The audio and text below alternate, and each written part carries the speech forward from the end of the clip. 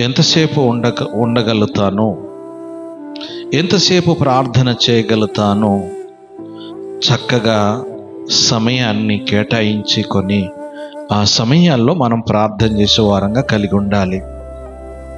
తర్వాత మనం చూస్తున్నాము, మరి ఆయన ఏమి చేశాడంటే చక్కగా చేసినట్టుగా మనం చూస్తున్నాం. తర్వాత ప్రార్థన చేస్తున్నాడు. ఎవరి నామం పేరటన? యెహోవా నామం పేరటన ప్రార్థన చేశాడు.